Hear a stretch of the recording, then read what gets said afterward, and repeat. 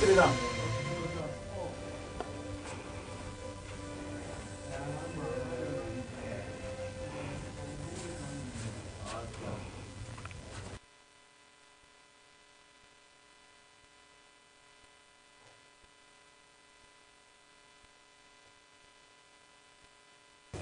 business, Bitcoin, Ethereum crashes as crypto liquidation hits $708 million. On the foreign scene, Mali charges ex-prime minister with undermining the state over ex-post. And in sports, prosecutors call for PSG's Achraf Hakimi to face rape trial. Hello and welcome to all our viewers in Nigeria and around the world to News Express on Global Television, coming to you live from the nation's capital, Abuja. I am Priscilla Obasi. A quick reminder, the Global Television is on DSTV, channel 365 and StarTimes 276. Now the news in detail. Vice President Kashim Shettima says Nigeria will consider backing Congo's candidate for the UNESCO Director General post following a diplomatic visit from Prime Minister Anotel Kaninet Mokoso. The Congolese Prime Minister, who met Shettima at the presidential villa in Abuja, formally presented Philmil Edodu Mutako, a seasoned UNESCO official with over 30 years of experience, as Congo's nominee. Shettima, speaking on behalf of President Tinubu, said the request on President Denis Sassou Nguesso's message will be duly relayed to the Nigerian leader while reaffirming Nigeria's commitment to African cooperation and regional peace. The Independent National Electoral Commission, INEC, has announced that the 2025 Continuous Voters Registration CVR exercise will begin nationwide on August 18, 2025, with online pre-registration proceeding in-person enrollment.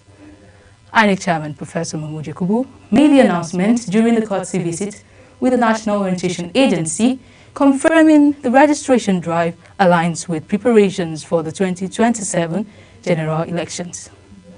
The Commission's chairman urged Nigerians to register early to ensure broad electoral participation.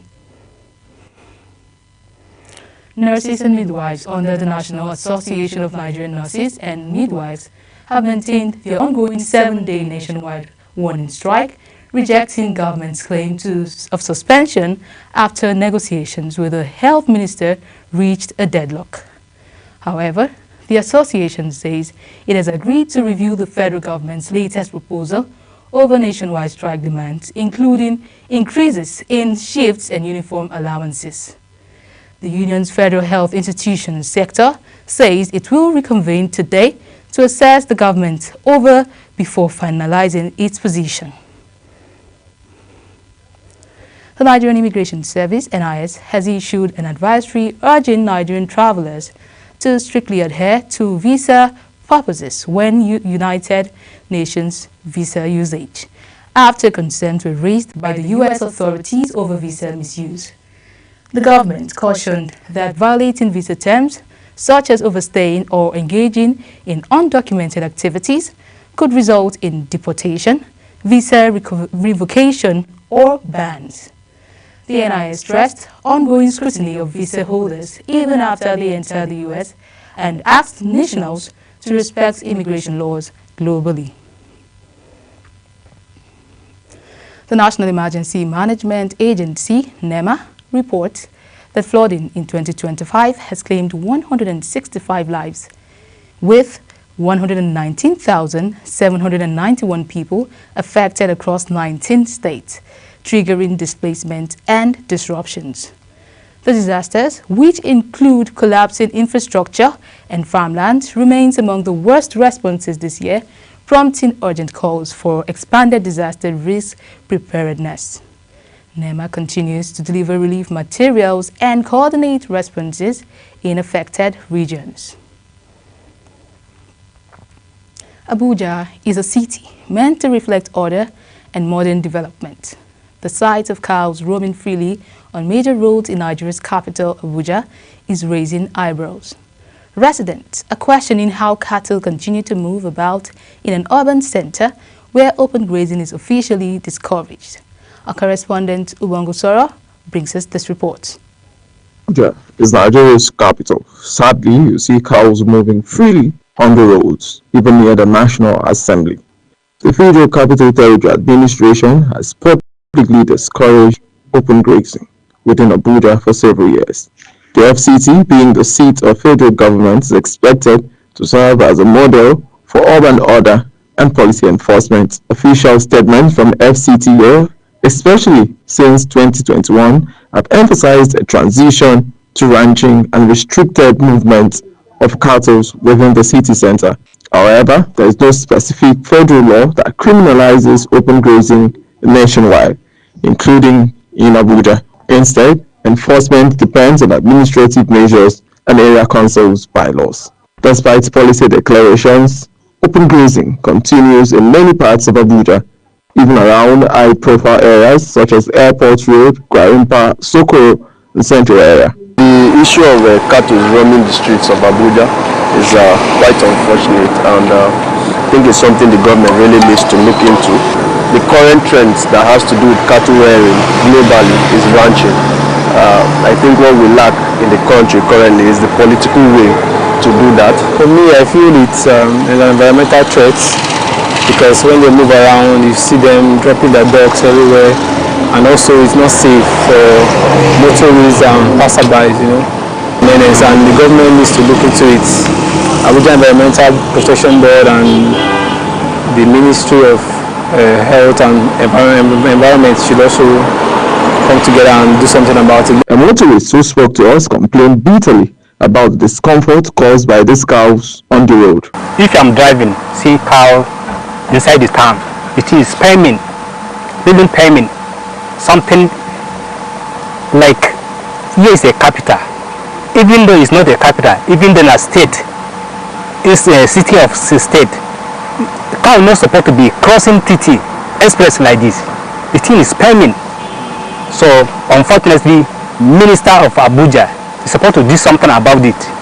The FCT minister pledged to end open grazing and announced plans to allocate lands for ranching within the 6 area councils. However, it seems this has been discontinued. To see how we will stop. We cannot allow cows inside the city. They can be outside the city. What is it supposed to do?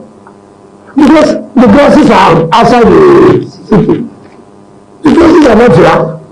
These are grasses we planted to beautify the city. It is not that one that they will eat. As residents continue to express frustration, the question remains, how long will Abuja, Nigeria's capital city, continue to host cows on its streets? For now, the animals continue to share the roads with vehicles and pedestrians unhindered. Ubongo Soro for Global TV. Moving on, Governor Umaru Bago of Niger State has ordered the shutdown of Badegi 90.1 FM in Mina, accusing the station of broadcasting content that incite public unrest and breached broadcasting ethics. Speaking during the state APC caucus meeting, Bago also directed that the station's license be revoked, sparking concerns from rights groups. Amnesty International Nigeria has since condemned the move, calling it an attack on press freedom and a dangerous precedent for democratic governance.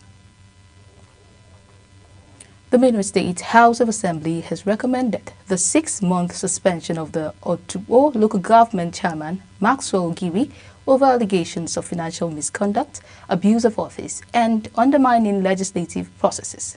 Speaker Hyacinth Aiduna Doja stated the recommendation followed widespread concern over misappropriation of funds, council dissolutions, and intimidation of lawmakers. A 5-member investigative panel has also been tasked to probe the allegations further. The House of Representatives is pushing for the establishment of new technical and vocational colleges across the country as part of efforts to tackle Nigeria's high youth unemployment. Lawmakers say equipping young people with practical skills is crucial to addressing the mismatch between education and the job market. National Assembly correspondent Anita Patrick brings us more. At a public hearing in Abuja, the House Committee on Federal Polytechnic and Higher Technical Education emphasized the need for innovative strategies to empower young Nigerians.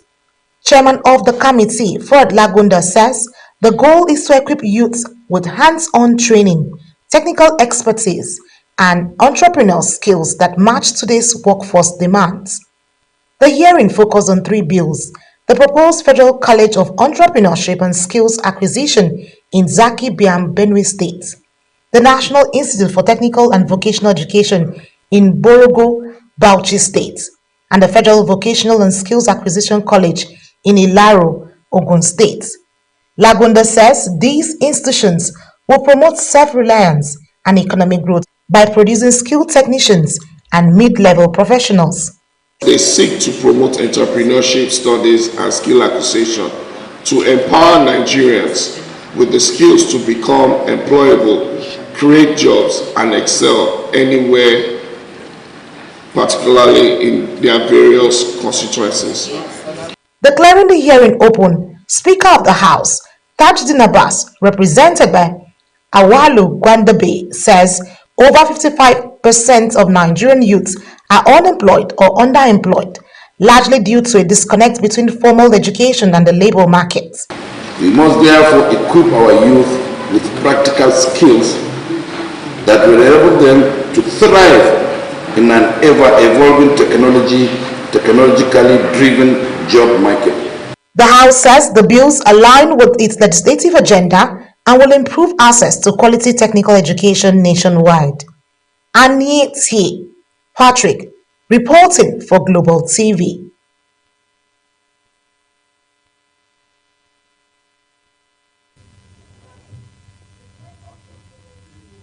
You are watching the live broadcast of News Express. When News Express returns, Mali charges ex-Prime Minister with undermining the state's over X post. Details coming shortly, plus business and sports stories on the other side of this break. Please stay with us.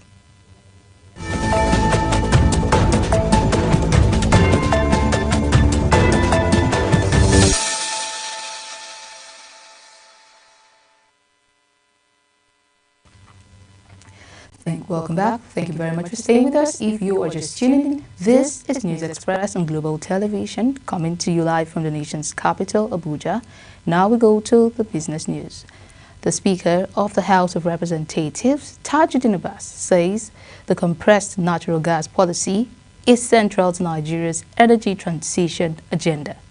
Speaking at an investigative hearing in Abuja, the House raised critical questions on the pace, safety and impact of the compressed natural gas policy rollout. Our correspondent Anita Patrick reports. The House of Representatives, Tajuddin Abbas, says Nigeria's compressed natural gas policy is not just about clean energy, but a pathway to energy security and economic diversification. Represented at the hearing by Sada Soli, the Speaker told the Ad Hoc Committee on CNG policy implementation that while the initiative offers a cleaner and cheaper alternative to petrol, Nigerians must feel its benefits. The essence of this public hearing cannot be overstated, as it reflects our legislative commitment to transparency, accountability, and effective policy implementation. Chairman of the committee, Ahmed Jaha, described the policy as bold but warns that it could fail without transparency and effective oversight. He listed key concerns, including uneven distribution of conversion centers, safety issues, and lack of public awareness, urging data-backed submissions from stakeholders. My concern is the infrastructure that will be available to service these cars that are converted. Sustainability is the most important thing. Project Director of the Presidential CNG Initiative, Michael Oluwagbemi, says 300 conversion centers now exist in 24 states, up from just 7. He noted that 2 staff had been dismissed for misconduct, reaffirming the initiative's zero tolerance for corruption. You agree with me that if we had started awarding contracts to build conversion centers, we will probably not have 20 of them in Nigeria today in 12 months, because they will have to go to tender, they will do the bureaucracy, money will not come out, and you know how that story evolves. The Ministry of Petroleum, NNPCL, Federal Road Safety Corps also threw their weight behind the CNG transition and urged the National Assembly to legislate certification standards, train inspectors, and strengthen compliance across the country. Aniete Patrick, reporting for Global TV. The global cryptocurrency market has suffered a sharp downturn as major assets like Bitcoin and Ethereum experienced sudden crashes, leading to over $708 million in forced liquidation across trading platforms. Market analysts attribute the massive sell-off to a combination of rising regulatory pressure, profit-taking by institutional investors, and a surge in leveraged positions that triggered automatic margin calls. As investors' confidence takes a hit, some fear that crash could mark the beginning of another prolonged bearish cycle in the crypto space. And still on business, in a country where the internet connects millions to jobs, education, health, and other opportunities, the rising cost of data may become a setback to national development. The galloping cost in internet connectivity, which affects nearly every Nigerian, the silent impact might be unimaginable if proper policies are not put in place to regulate the sector. Our correspondent Sadia Yakubu takes a look at the high cost of data and its impact on Nigerians. The report. Today is no longer news that Nigerians are struggling to survive in the midst of numerous economic challenges, with mobile network operators in the country systematically passing on operating cost of data consumers. In addition, the sudden increase on the cost of data subscription has gradually but steadily driven business, particularly those in the micro and small brackets, to the brink. At the height of this, questions are being asked to determine major factors driving this astronomical cost increase. We speak to a cross-section of Nigerians on the streets who share their views and experiences on this issue.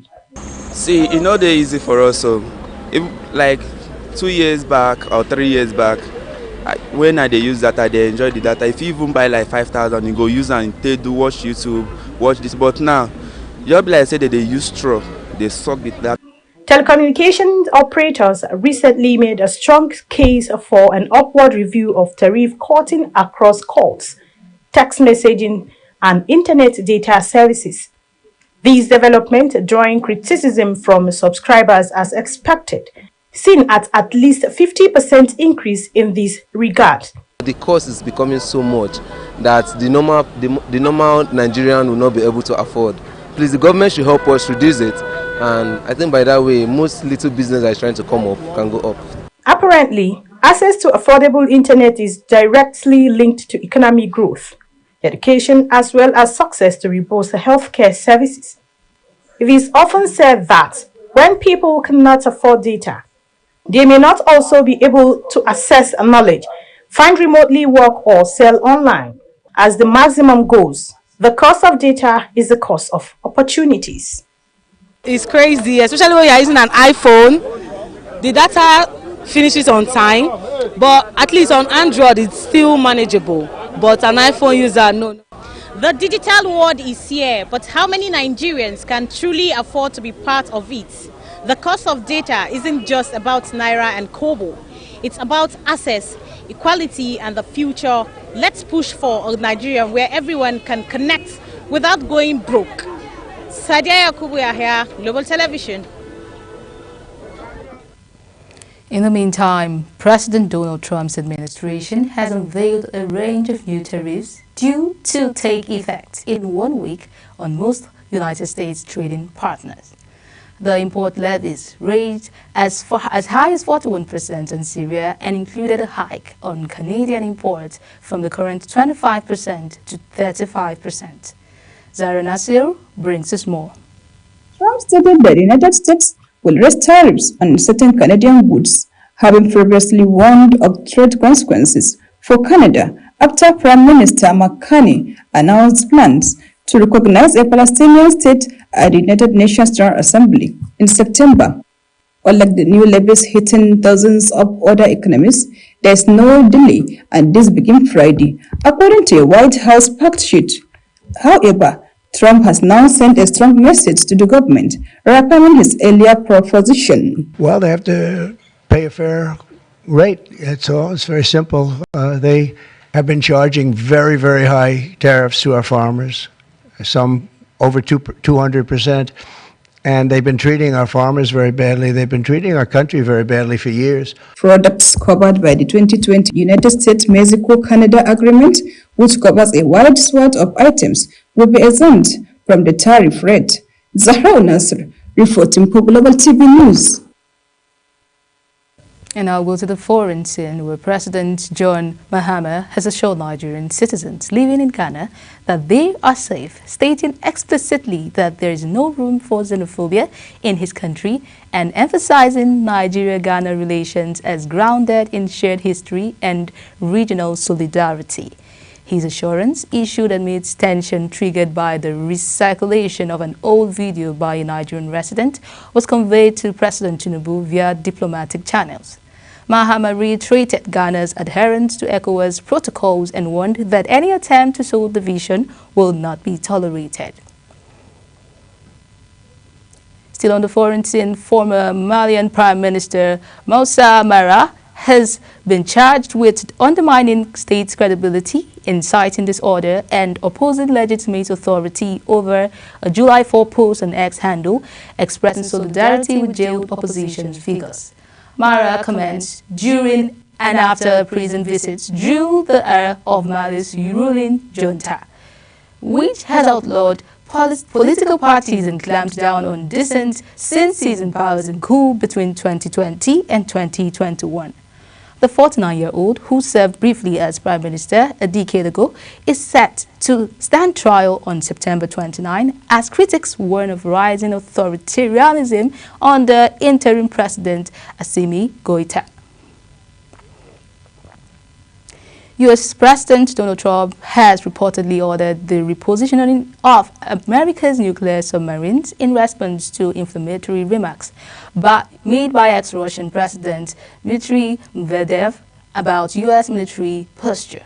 The move has sparked international alarm and reignited fears of Cold War-style escalation, especially as submarines' locations suggest increased presence in strategic waters.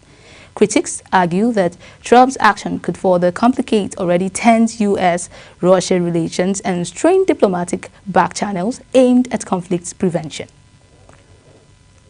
And now we'll go to sports. In a notable transfer within Nigeria Premier Football League (NPFL), midfielder Biweribo has completed a move from Bayelsa United to Plateau United ahead of the new season. Sources close to the deal say Biweribo was drawn by Plateau United's more competitive wage structure and ambition to challenge for the title this season. The move marks a significant loss for Bayelsa United, who have relied heavily on the players' midfielder prowess in recent campaigns. And still on sports, transfer expert Fabrizio Romano says Atalanta has rejected Inter Milan's second bid, €42 million plus €3 million add-ons for Nigerian forward Ademola Lookman, insisting on their €50 million valuation. Although the 27-year-old Lookman has already agreed personal terms with Inter, Atalanta remain firm, partly due to a resale clause owed to RB Leipzig and the players' recent heroics in their 2024 Europa League win. Lookman missed Saturday's friendly against RB Leipzig due to a calf injury and ongoing negotiations as Inter now weighs alternative transfer targets. And finally, in sports, friends, prosecutors have called for SPG's and Morocco defender Achraf Hakimi to stand trial over the alleged rape of a 24-year-old woman in 2023, a charge he firmly denies. Authorities say Hakimi invited the woman to his home in Bolongue, Billancourt, while his family was away after the pair reportedly met on Instagram. Despite her refusal to file a formal complaint, prosecutors pressed charges citing evidence on non-consequential advances. While the judge will decide whether the case proceeds, Hakimi's lawyer has described the prosecution stance as incomprehensible, while the accuser's lawyer welcomed the development as a relief. And as Global Television News Express comes to an end, here is a quick look at the top stories. On Global TV News Express, we told you that Vice President Kashim Shettima says Nigeria will consider backing Congo's candidate for UNESCO Director General post following a diplomatic visit from Prime Minister Antoine Mokoso. And in business, we told you the global cryptocurrency market has suffered a sharp downturn as major assets like Bitcoin and Ethereum experienced sudden crashes, leading to over $708 million in forced liquidations across trading platforms. On the foreign scene, we told you former Mali Prime Minister Moussa Mara has been charged with undermining state credibility, inciting disorder, and opposing legitimate authority over a July 4 post on X expressing solidarity with jailed opposition figure.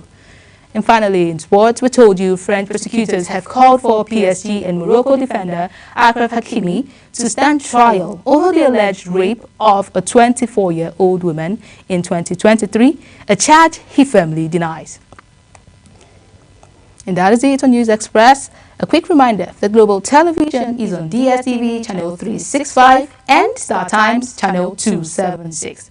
Kindly follow us across all social media platforms now showing on your screen using the handle @GlobalTVNG.